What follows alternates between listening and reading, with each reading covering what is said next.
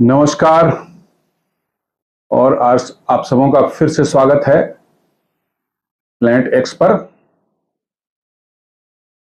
आप planet x channel को subscribe करें, वीडियोस को लाइक करें और अपने फ्रेंड्स एंड फैमिली के साथ शेयर करें ताकि वीडियो की रीच बढ़ सके, ताकि हम अच्छे से अच्छे कंटेंट आपके लिए ला सकें। तो दोस्तों, आज एक बड़ा ही चर्चित विषय है जो अपने देश में डिफेंस के सर्कल्स में या जो नॉर्मल भी सिविलियंस भी हैं वो भी आज के दिन में जो है ऑपरेशन सिंदूर के बाद आप देख रहे हैं हर कोई डिफेंस एक्सपर्ट बना पड़ा है और अपनी अपनी राय दे रहे हैं बहुत तरह की बात। और उसमें सबसे बड़ा जो विषय है वो है कि क्या भारत को स्टील्थ फाइटर लेना चाहिए या नहीं लेना चाहिए। और ये तब से और बढ़ गई है जब से जो है तिरुवनंतपुरम के अंतर्राष्ट्रीय हवाई अड्डे पर जो है F-35 विमान जो है रॉयल नेवी का जो है ब्रिटेन का जो रॉयल नेवी का F-35 विमान जो इमरजेंसी कंडीशन में उतरा था और शायद अभी भी वहीं पड़ा हुआ है हैंगर में, उसकी सारी रिपेयरिंग की कोशिश की जा रही है, अभी तक नहीं कुछ हो पाया है। तब से लोगों के बीच में और भी इसके बारे में कौतूहल उठा है कि स्टील्थ प्लेन क्या है और कैसे है और भारत को क्यों लेना चाहिए नहीं लेना चाहिए। ये सारी चर्चाएं हो रही हैं लोगों के बीच में जो है।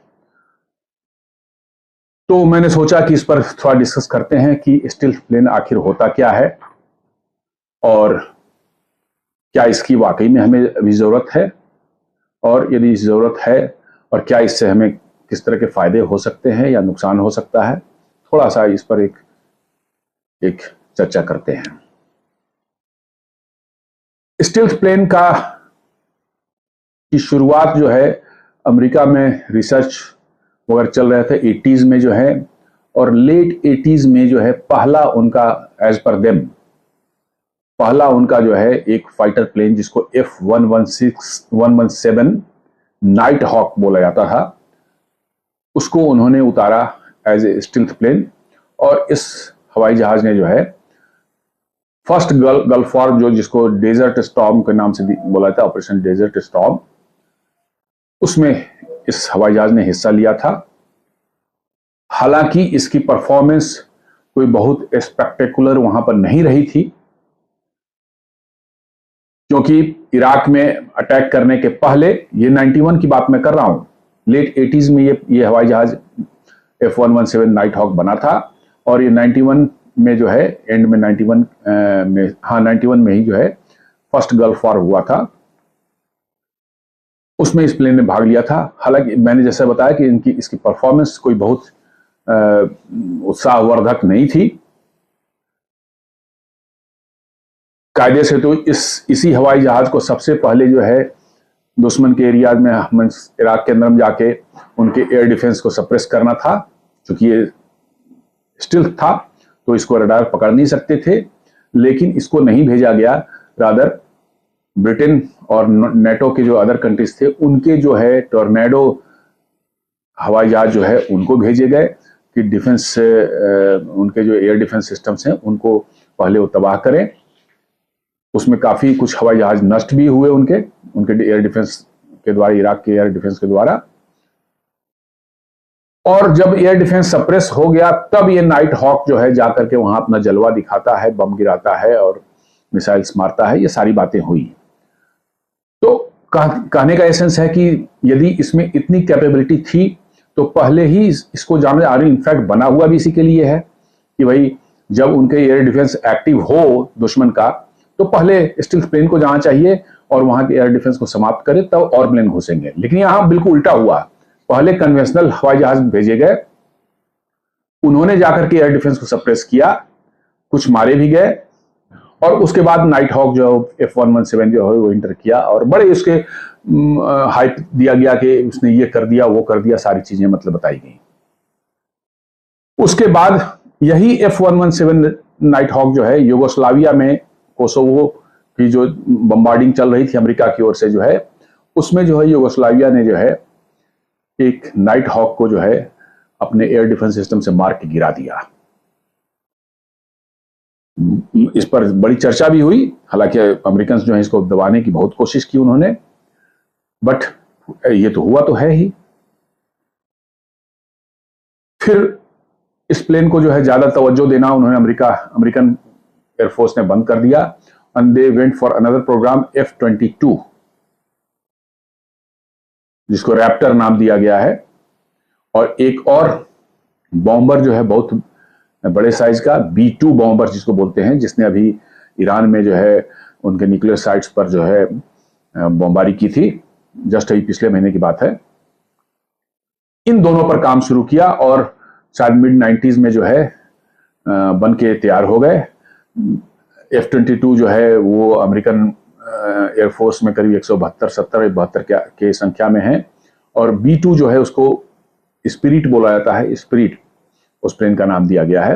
वो करीब 21 की संख्या में थे, जिसमें 2 नष्ट हो चुके हैं। एक क्रैश हो गया था गुआम के एंडरसन एयरफोर्स बेस पर, और दूसरा कहीं डैमेज हो गया था, जो इरिपेरेबल डैमेज हो गई थी किसी एक्सीडेंट में जो है, तो वो 19 उनके पास में है।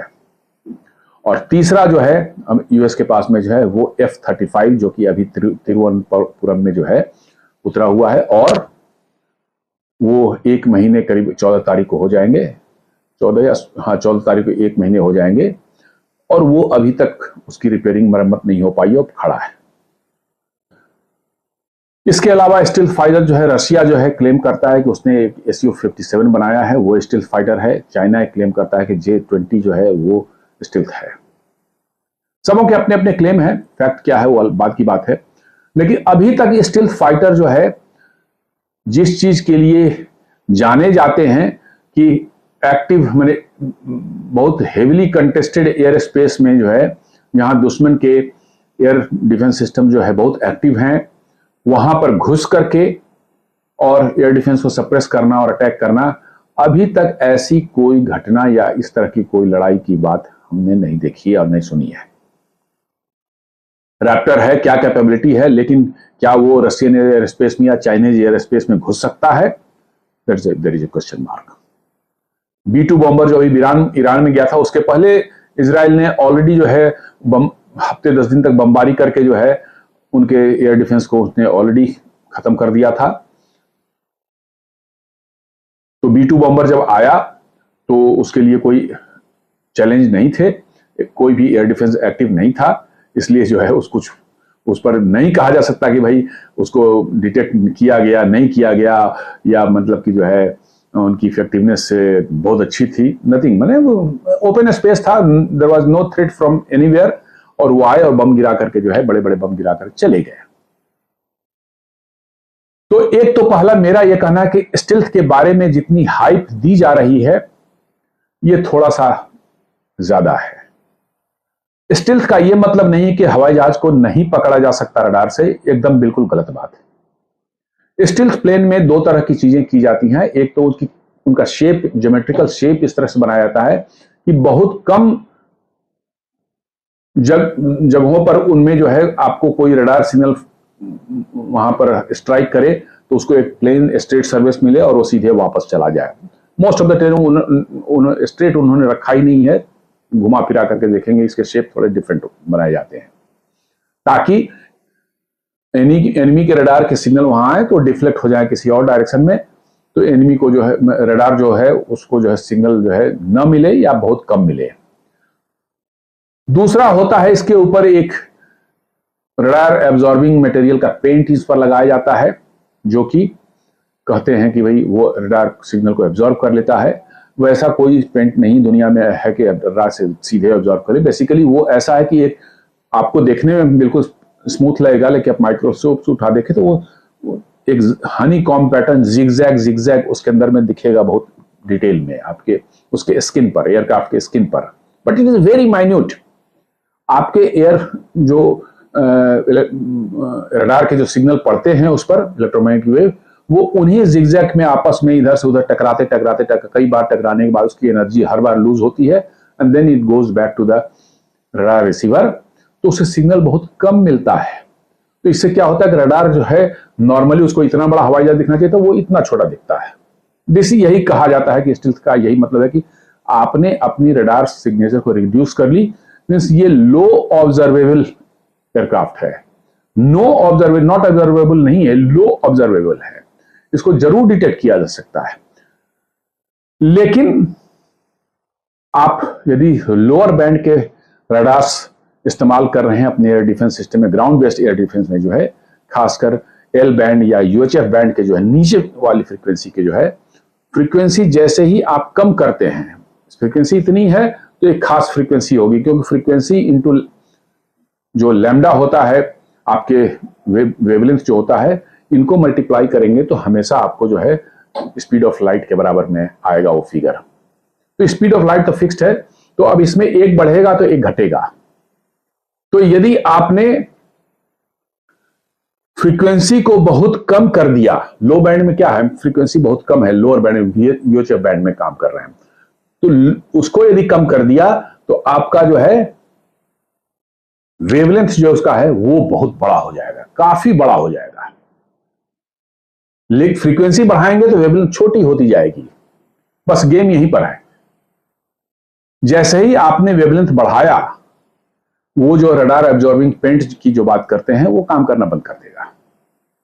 क्यों? क्योंकि वेवलेंथ इतनी बड़ी है कि वो उन छोटे माइन्यूट जो जिगजैग पैटर्न है उसमें घुसेगा ही नहीं, पूरा वेवलेंथ उसमें फिट नहीं होगा, वेवलेंथ बहुत बड़ा है, ये जाएगा और टकरा करके आएगा और सिग्नल से सफिशिएंट सिग्नल देगा। इसीलिए कहा जाता है कि लो बैंड के वाले जो एल बैंड या यूएचएफ बैंड वाले जो है, इनको जो है ये पकड़ सकते हैं इसके जो है। लेकिन समस्या ये है स्टील प्लेन को, लेकिन समस्या ये है कि जैसे ही आपका फ्रीक्वेंसी कम करते हैं रडार की, उसका एंटेना साइज बहुत बड़ा हो जाएगा, क्योंकि वेवलेंथ बड़ा है तो एंटेना साइज भी बहुत बड़ा हो जाएगा, ह्यूज साइज के एंटेना, मतलब जो है 20-20 मीटर के हो जा सकते हैं।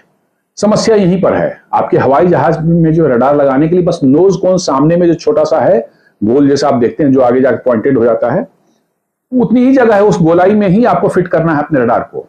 तो निश्चित रूप से जो है उसके अंदर में बड़े एंटेना वाले नहीं लग सकते, साइज के एंटेना नहीं लग सकते, इसलिए आपको हायर फ्रीक्वेंसी में ही नॉर्मली एक्स बैंड वगैरह में आप काम करते हैं।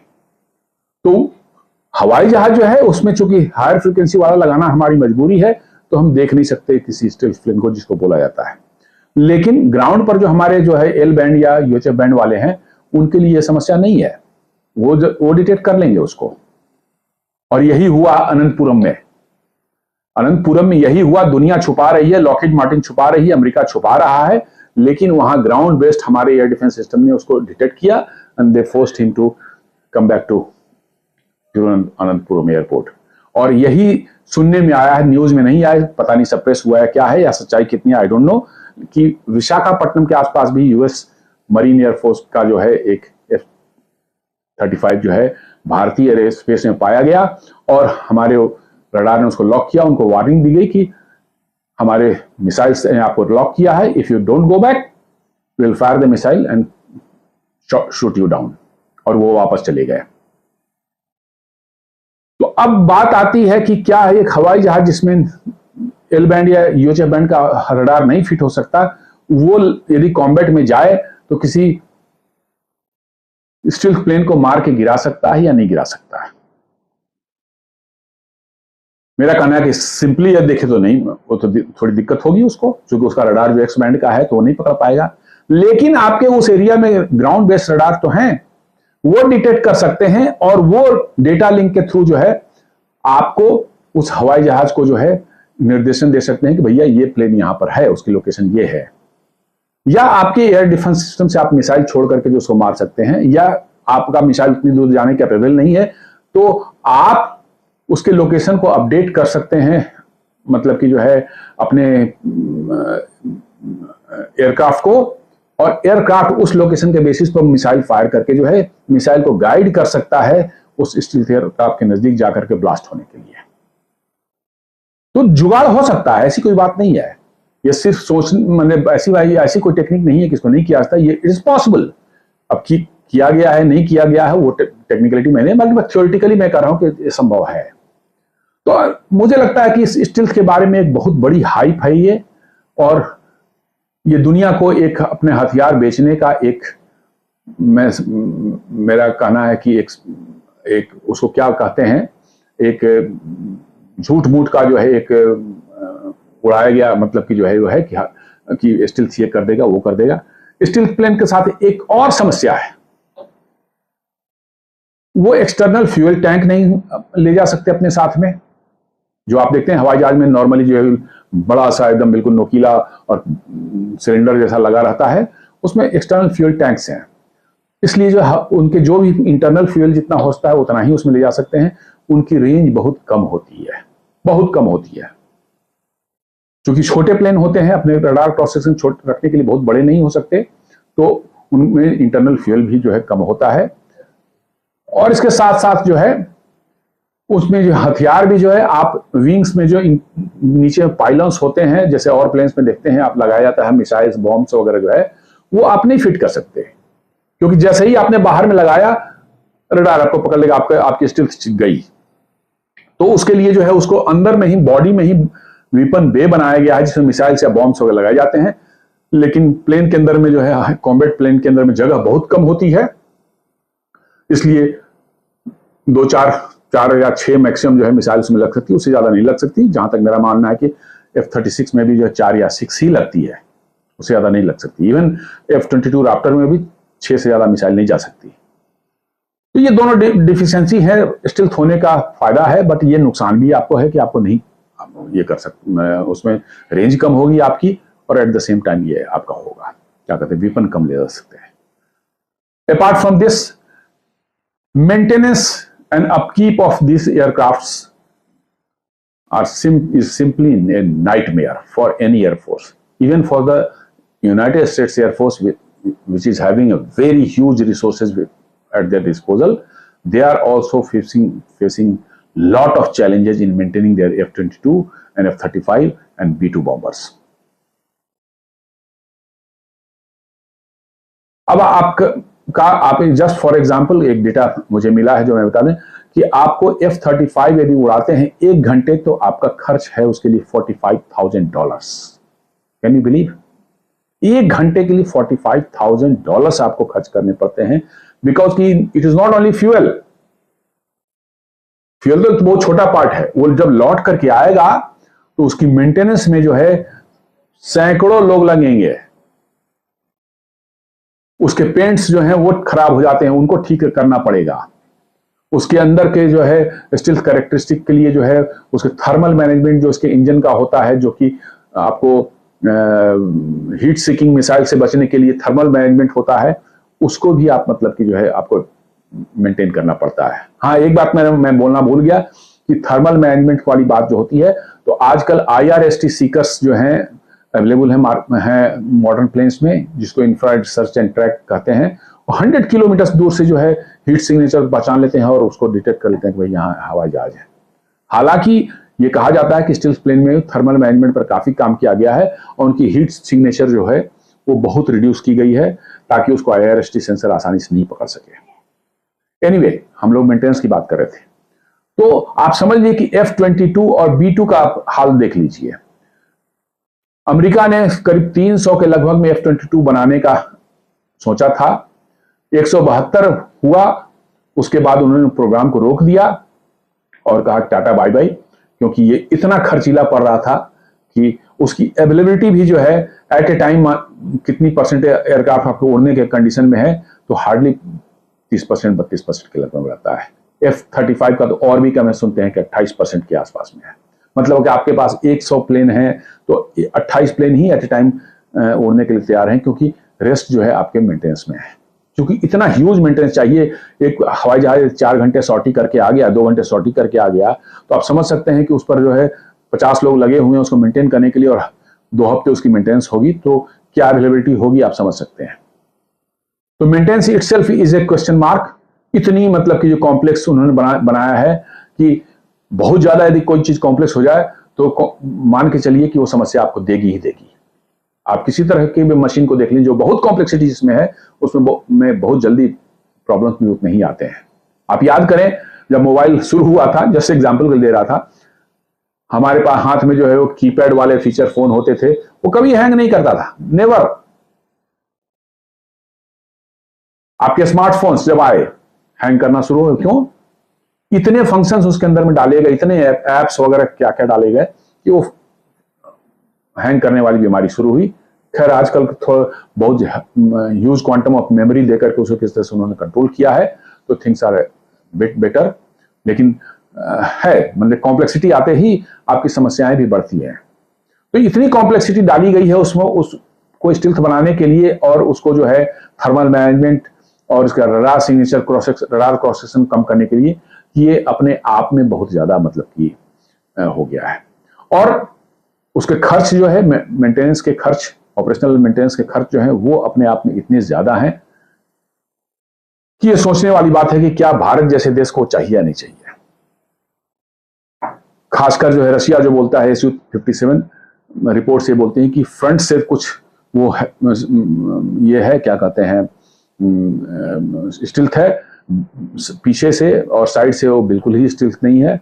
लेकिन रशिया बोल रहा है तो बोल रहा है, ठीक है। चाइना J-20 को क्लेम करता है स्टिल्थ है।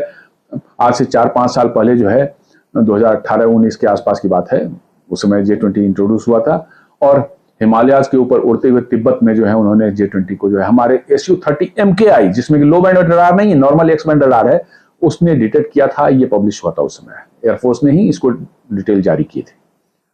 तो क्या स्टिल्थ रह गया जब एक नॉर्मल एयरक्राफ्ट जो Su-30 MKI है उसके रडार जो है डिटेक्ट कर लिया उसको, तो what can we say about that. तो स्टिल्थ मुझे लगता है कि बहुत हाइप है, उसके लिए उतना खर्च करने की जरूरत नहीं है। हवाई जहाज का कॉस्ट भी बहुत ज्यादा है। आप देख लें F-22 रैप्टर का तो मैं नहीं जानता, B-2 बॉम्बर जब बना था वो करीब $2 बिलियन का पड़ा था जब बना था तब। आज के हिसाब से देखेंगे तो शायद वो 4 बिलियन तक चला जाए। ये F-35 है, ये भी 1000 करोड़ का इंडियन करेंसी के हिसाब से पड़ेगा, विदाउट मिसाइल्स और बॉम्ब्स या वेपन्स के अलावा। सीधे ओनली बैरन एयरक्राफ्ट जो है 1000 करोड़ का पड़ेगा।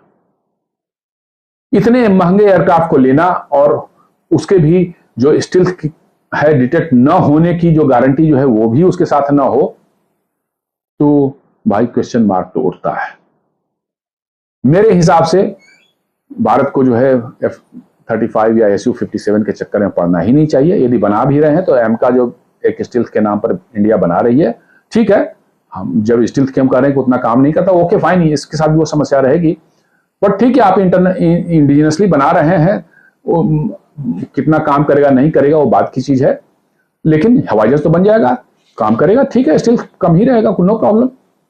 आज के दिन में एक और बात है कि आज के दिन में हवाई जहाज को जो है दुश्मन के कंटेस्टेड एयर स्पेस में अंदर जाकर के मार करने की जरूरत नहीं पड़ती, क्योंकि इतने लॉन्ग रेंज के स्टैंड ऑफ मिसाइल्स आजकल अवेलेबल हो रहे हैं। You need not enter in their air space deeply to attack any target और टू अटैक एनी एयरक्राफ्ट। आपके एयर टू ग्राउंड मिसाइल हो चाहे एयर टू एयर मिसाइल हो, इतने लॉन्ग डिस्टेंस के अवेलेबल हैं। अभी आपने सुना हो कि इंडिया जो रसिया से जो R-37 मिसाइल लेने की कोशिश कर रहा है, बातचीत चल रही है। ये एयर टू एयर मिसाइल है, इट कैन फायर मैंने shoot down aircraft up to जो है 400 kilometres. Can you believe, virtually आप पाकिस्तान को पार कर जाएंगे कई जगहों पर, ऐसा हमने इतनी दूरी तक मार कर सकते हैं। आपकी जो है मिट्योर मिसाइल 200 किलोमीटर के आसपास मार कर सकती है। आप जो बना रहे हैं भारत में जो है SFDR अस्त्रा MK3 जिसको बोलते हैं, सॉलिड फ्यूल डक्टेड रैमजेट जिसको बोलते हैं, it can shoot down an aircraft up to 300 kilometres. तो आपको स्टिल्थ की उतनी जरूरत नहीं है, मेरा कहना है स्टिल्थ की उतनी जरूरत नहीं। ठीक है, स्टिल्थ है, वो फायदा है जरूर है, बट आपको उनके अंदर उतना जाना ही नहीं है।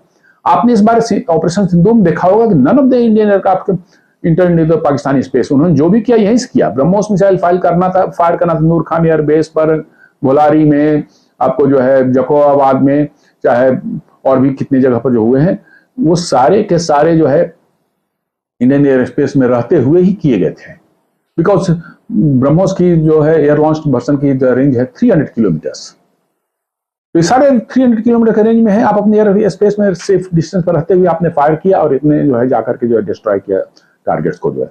तो कहने का ये सेंस है कि जब सारी दुनिया स्टैंड ऑफ वेपन की बात कर रही है कि जितनी दूर से आप फायर करके दुश्मन को तबाह कर सकें वैसे इक्विपमेंट बना रहे हैं, तो फिर जरूरत कहां पड़ती है कि मैं घुसूं किसी मतलब कि जो है हेवीली कंटेस्टेड जो है एयर डिफेंस एयर स्पेस में घुसना है और अंदर जाके 200-400 किलोमीटर दूर अंदर जाकर के मार कर रहे हैं। आपको ग्राउंड पर भी करना है, 400-500 1000 किलोमीटर के जो वेपन आपके पास में मिसाइल्स हैं।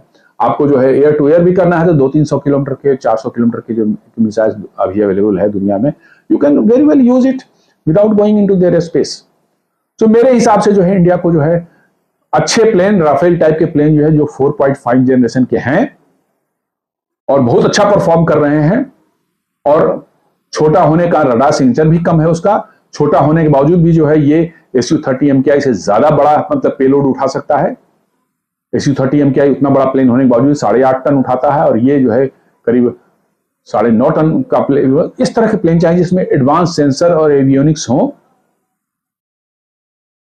जो कि दुश्मन के